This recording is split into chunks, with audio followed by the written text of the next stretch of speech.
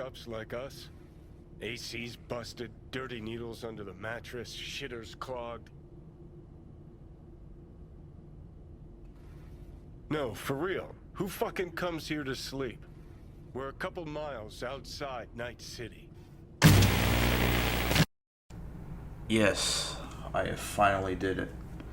Finally beat Cyberpunk 2077 on Ps4 Slim. Hey, this is Gage with CyberAtomica, and it is review time. Haven't done one of these in a long time because I really haven't honestly completed the game worth reviewing. I've played some games, but they're not worth reviewing because they're small games. Whatever. But yeah, I finally did Cyberpunk 2077, and there's a part of me that says I can't really do a fair review because this is the PS4 version. But I probably will do a review when I get the PS5 version, or when I get the Xbox and Series X and get that version, or the Xbox One version, or whatever. But this is a review after playing PS4 Slim. The bugs. Let's get the bugs out the way. The bugs don't bother me, like I've said in previous videos. The small ones that don't bother me, like the people get stuck in walls and stuff like that. I mean, I ignore them. This one, but the crashes are. I'll be playing the game after 2 or 3 hours and then crash. That kind of irks me, but I've never played a game that has a higher crash ratio. You know, time played, hours played, the time crash. You get one crash every like 3 hours average. That's not. I've had games crash, but it can be like 10 hours total time, not altogether. It's just ridiculous. And I gotta say that is really irking right there. So yeah, the graphics, not really into. I don't complain about graphics, but there are games that look better on the PS4 than this.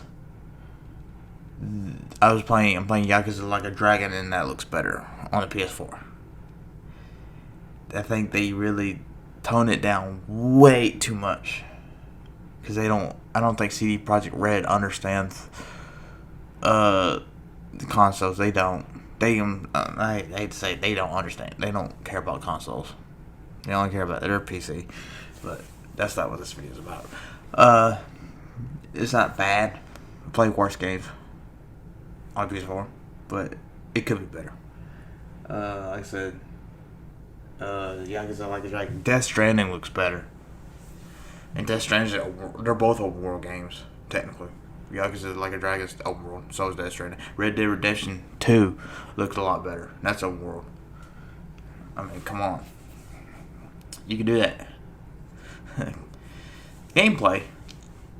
I love the gameplay of it. It's when it break it down, it's a looter shooter. It really is a looter shooter. It's like Borderlands. You kill enemies, you do quests, you get loot. I personally like this better than Borderlands because, unlike Borderlands, this doesn't have a force. This doesn't kind of force you to find friends and play multiplayer. This is a single player only game, and I like that about this. Where Borderlands, you had, it's harder to play solo. It kind of is because when you die, it's easier to die because it's just the mechanics are just dumb on that game. This is better, and this is like Fallout 2, where this is better than Fallout 4. Fallout 4 was garbage because you just walk from place to place. Anyways, this has the best things about Borderlands and Fallout. That's gameplay wise. Missions are easy.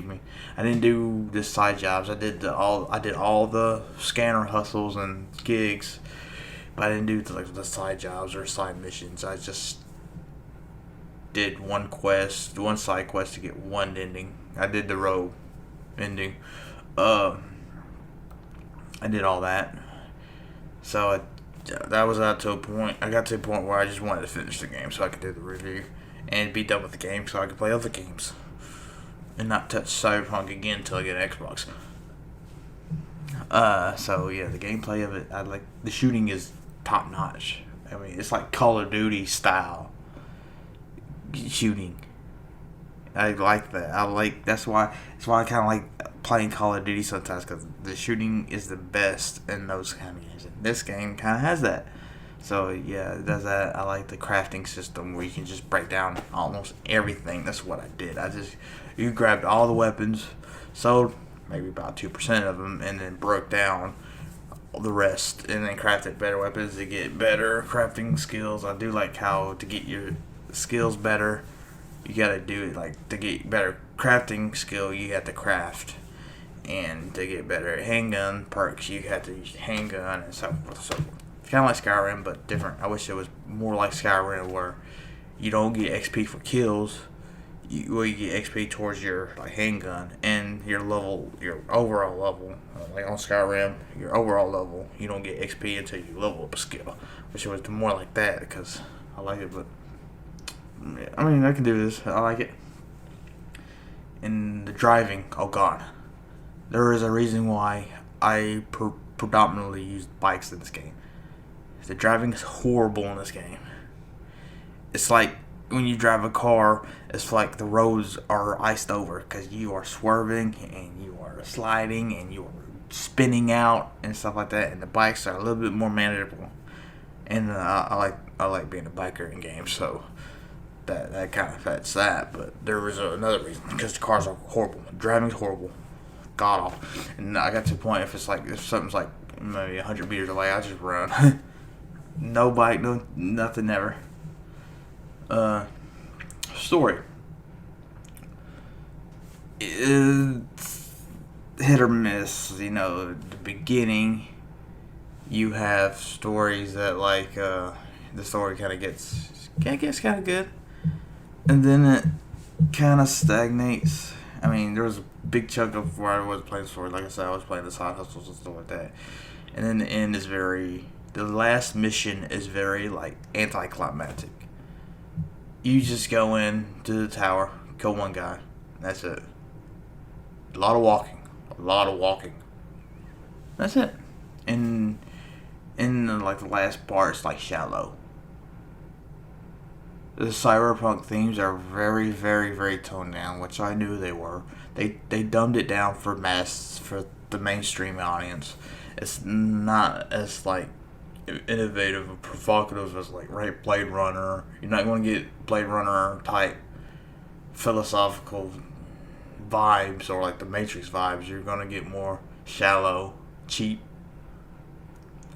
kind of like Ghost in the Shell live action, shallow, dumbed down for mass audience, which I was expecting. I'm not surprised. I was expecting that. My expectations for the philosophical level of the cyberpunk genre was kind of low, and it's Johnny Silverhand. Keanu Reeves did okay. I mean, he pretty much played himself in this movie. I mean, in this game, it's not as bad as when he played Jonathan Harker and Dracula, but it's not as good as Neo or John Wick, or some of his better roles. His character is kind of reminds me. He's like a rocker, or corporate. He wants to take down corporations, but he's more into money. Kind of like Rage Against the Machine. The band that are very political, but they'll suck off to their Sony, whatever, because they like the money too. But they're communists and they don't like money. But they like money. That's another video. That's another time. But V is a good character. I mean, I like the way it's not a silent protagonist, which a lot of RPGs have a silent protagonist. I mean, Fallout 4 kind of didn't do that. That's why I like Fallout 4. That's why I don't play the older ones, because custom characters are silent. Yeah, it's like Mass Effect. I like how Mass Effect did that too, and this one did an amazing job with that too. Some of the other characters were pretty cool, and I like Rogue because I just because she's voiced by the same chick that played Diana from Hitman. And I just like that voice. When she gives you a mission, I'm thinking she's gonna say 47. She's gonna say, "Good luck, 47." I was like, I don't know. But the mission structure is okay. It's not a lot of. I didn't do the side jobs, so I don't know if they're gonna be. I don't know if they're fetch quests or not, but some of them kind of are. Very few of them are, which I like. I don't like fetch quests. Is why I don't like The Witcher. They're the last game by CD Projekt Red. That's just you go here, kill everybody, and get it like a packet full of stuff, and then you're gone. You get some free XP. I mean, and then the level gating is not that bad, because honestly, I don't think there's not a whole lot of main story mission to begin with, because it's kind of short for an RPG.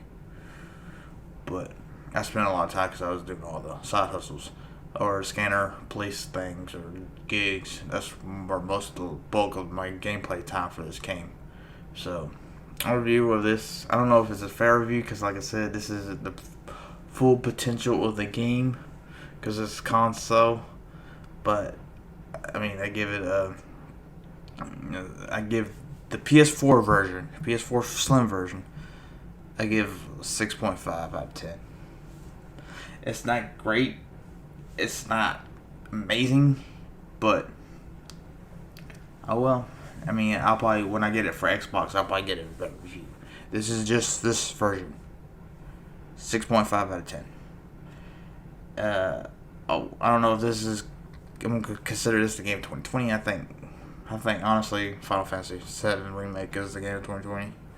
There's not many good games that came out last year, so last year's a total wash anyway with games and movies. I really haven't been able to do anything like that because nothing good has really came out last year. But this might just be a black year. But anyways, like I say, I want to get this for Xbox. I have the physical copy for PS4, so I have the PS5 copy for free, but I won't get PS5 for for maybe a couple years. Get the Xbox X maybe by the summer, hopefully. Then I'll get that version and review it and play it and review it and all that good stuff. But anyways, do you like this game? Do you have it on PC? Are you waiting for the next gen update? Are you waiting for the multiplayer? All that good stuff. Let me know in the comments below. Share this video. Subscribe is the best, freest way to do this. Support my channel. I have a Patreon. Support that. It goes towards games and better equipment and Xbox. But anyways, y'all have a good one. Peace.